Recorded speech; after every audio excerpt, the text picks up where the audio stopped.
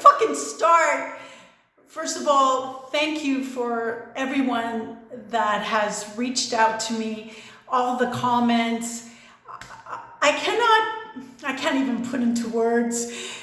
People who don't even know that I do bookings are like, oh my God, I would pay to speak to you, because their instinct is connected to the value. And I'm just telling you, I'm beyond blessed with all of you, my family. We reached 100 subscribers, and you, original 100, you broke me in. What can I tell you? You will be the original 100. You will be my first nuclei of my tightest family, and I just want to say thank you. Now, I've got a lot to say. Thank you for putting up with me having to look at my downloaded notes. I just want to be very thorough. I've had a lot of comments, people intrigued, asking, you know, what kind of readings do I do? Like, what is it? Like, they're not really clear. I'm going to put a separate video on that, okay? Because they're letting me know they've read up what a Heyoka empath actually does. I'm going to talk about what it is that I do as a Heyoka empath, relating it also to real life stories so that you can get a gist. So now let's get back to business. A lot of you are making some immediate changes. I'm so very, very proud of your ass.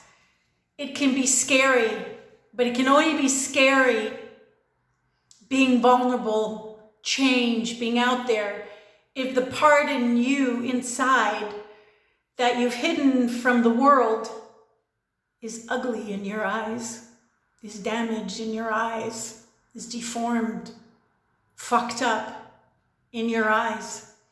It would not be scary to make a change, to have people possibly see inside, to have that hidden part of you exposed, if you would only alter your perception of the part of you that maybe lacked for some oxygen, so it's maybe blue and green, doesn't look normal, but is a very, very deep, special, beautiful part of you, and very essential. So I'll start it this way. If you do not feel blessed, like with everything, and I don't mean thankful there's a tree outside, thankful you can pay the bills, thankful and fortunate, lucky that you're getting by with the pandemic. I mean, if you don't feel blessed with who and what you are, you do not know your worth yet. If you don't feel blessed, like this floaty feeling like, oh my God, I can't believe this is all me, you do not know your worth yet. If you do not honor yourself, you will select and pull into you people, situations, and jobs that do not honor you. That's that little part inside that's hidden from the world, maybe even to yourself, that you shut the door on.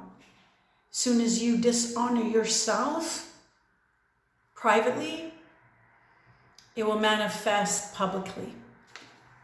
Isn't it interesting, though, that the body, although it doesn't know its purpose or even understand what it's about, doesn't wonder what it is, what it's for?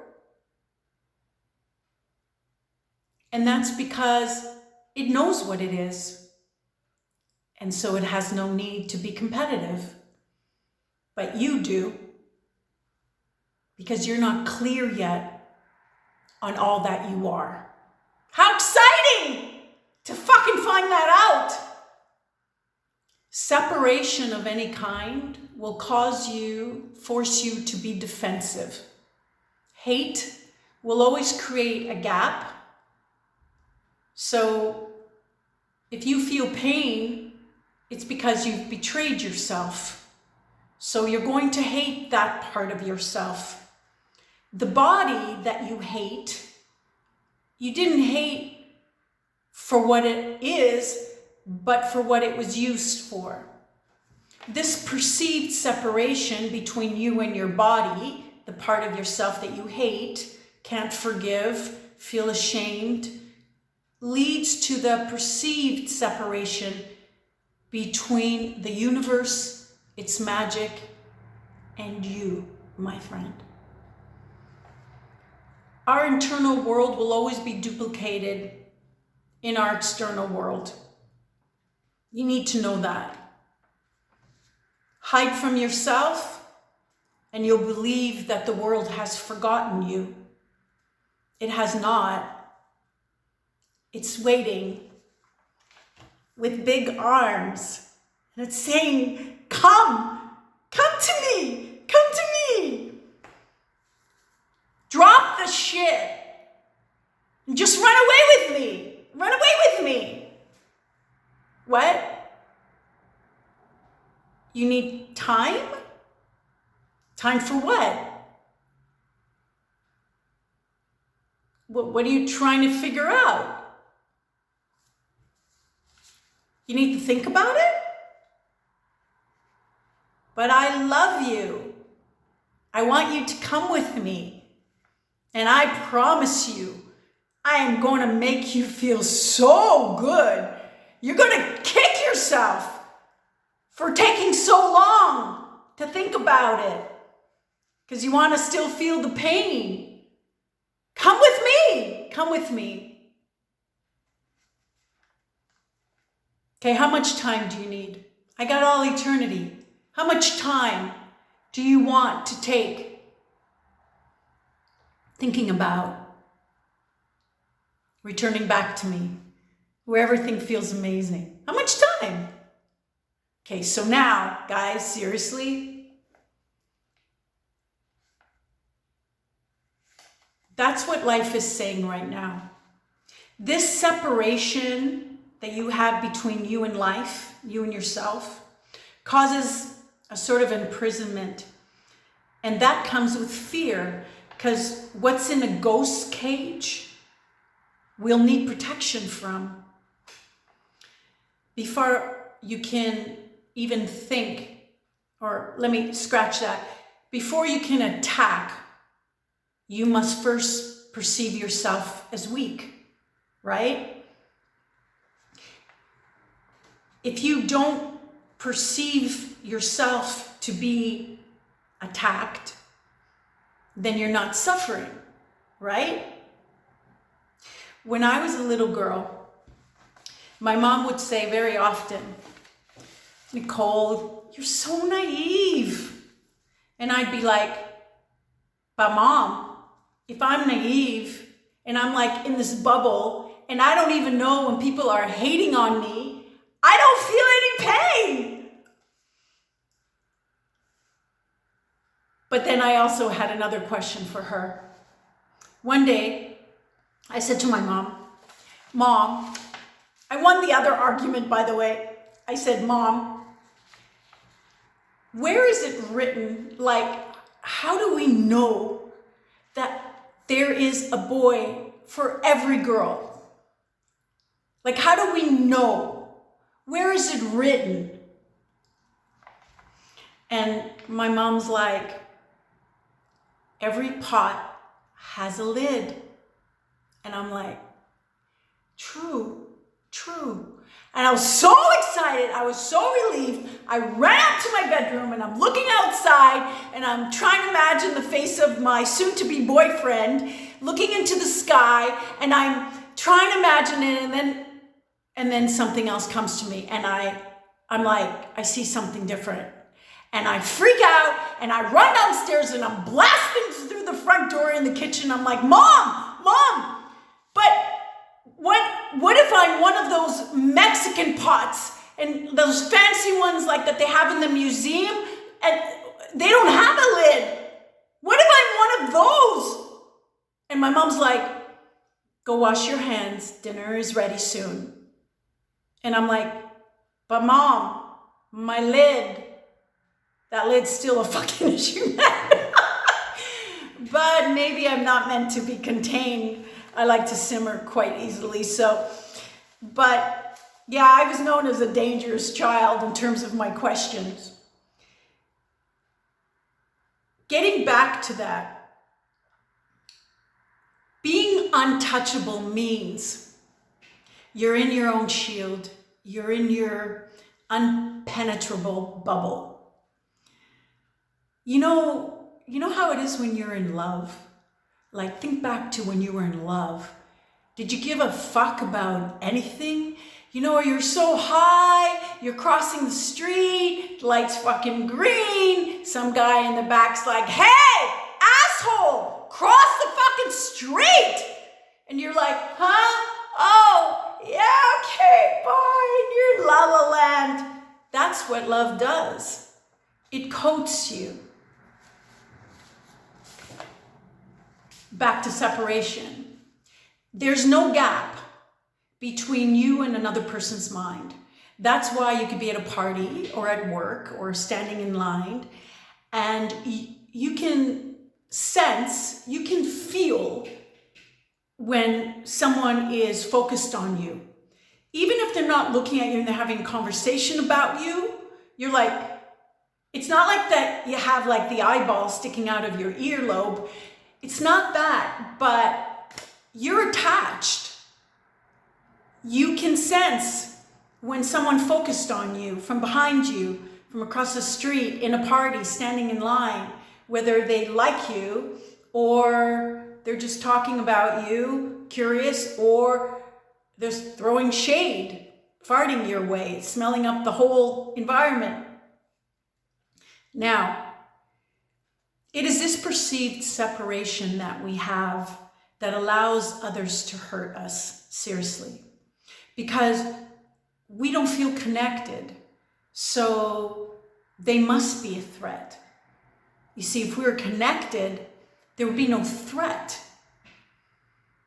It also makes us feel like we're on the outside of life, this separation, like some things are not allowed. And we're unworthy, so we're in our like dark cave in oblivion somewhere, unreachable. Because we are unreachable to ourselves.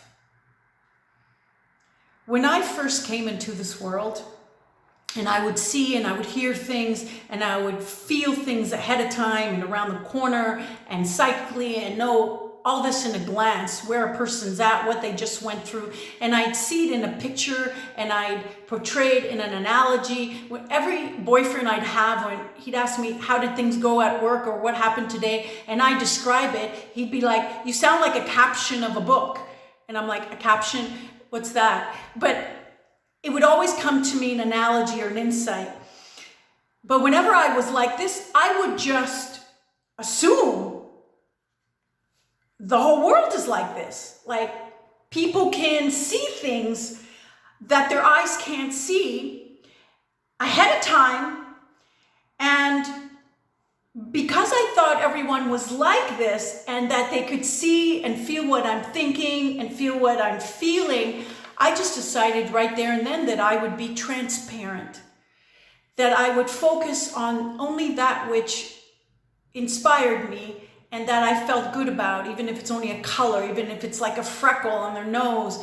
I wouldn't just take in everything and make an opinion about it, because I would feel like they could see it. And it wasn't until I worked with a young adult on my latest book, just in case you don't know, it's called, these are all downloads about relationship issues today, called The Wisdom of the Penis, SOS Manual. This book acts like its own private oracle. Like, I mean, it's spooky as fuck. But anyway, I was working on it with her. She was about 15. She was highly intuitive. And she would cry to me one day because she said, when I look into your eyes, I can't see anything. Meaning she could see into everybody else. But she says, I feel so vulnerable. Like, you could just leave or do anything. I can't tell with you. And it was at that point that I realized that not everybody was like me. Of course, my coach freaked out also one day when he looked into my eyes and he's like, oh my God, your eyes just changed color. And I'm like, yeah, it depends on what mood you put me in. But all these things, I couldn't fathom how regular people cannot sniff a vibration and know what's coming around the corner, when you can smell change, when you can smell something good, when you can feel the change in the winds, like, oh, things are going to go good now. Oh, a lot of shit's about to fly. I was like, how do you guys fucking do it? You don't know shit. How do you walk blinded like a fucking bat? Only you have no sensors. I believe, for real, that we would heal the deepest part of ourself and our separation to our truth and power if we realized and accepted that we are all glued together.